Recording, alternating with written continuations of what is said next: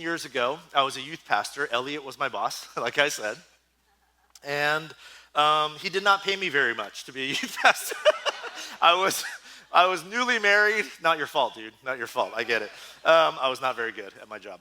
I was newly married. My wife is she was working at a nonprofit at the time, and we did not make very much money, and we barely had enough. And I was a seminary student at the time, and I was getting near the end of my degree, my master's degree at Fuller Seminary, and I was short. I mean, I had exhausted all options. We had no money, and I was almost exactly to the penny $10,000 short. And so Jenny and I prayed and talked, and we got to a place where I just decided I'm just going to have to put it on hold. I guess I'm just not going to graduate. And one day, during that time, I get an email from a woman in our church. And I had never met her before, but she'd been going to our church for a while. And she asks to meet, and so we meet.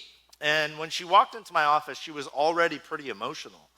So I was a little concerned, what's this about? And essentially, long story short, she goes on to tell me that her mother had just recently passed away. And so in that moment, I just try to care and be present in her grief. And then she goes on to say, but there's a reason why I wanted to meet with you. My mother, in her will, she left all these things behind for all sorts of people, but one of the things she left behind was some money to a Pastor Kim.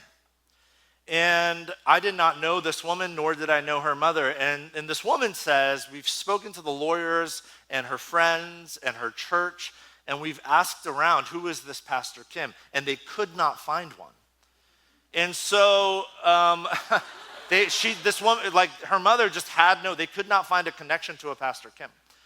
And so she says, after long deliberation and prayer, her and the family and the lawyers, everybody, they had decided, and they had sort of realized, well, it's okay for us then to find a clergyman who has the last name Kim that we can give this money to. And she says after some prayer and discussions with her family, they decided, you're the only Pastor Kim we know, and we want to give it to you. And so she pulls out a check, and the check is for $10,000. So I pay for seminary, and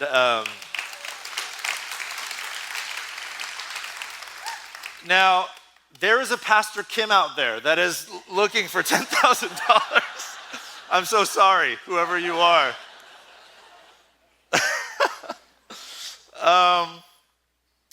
The reason I share this with you is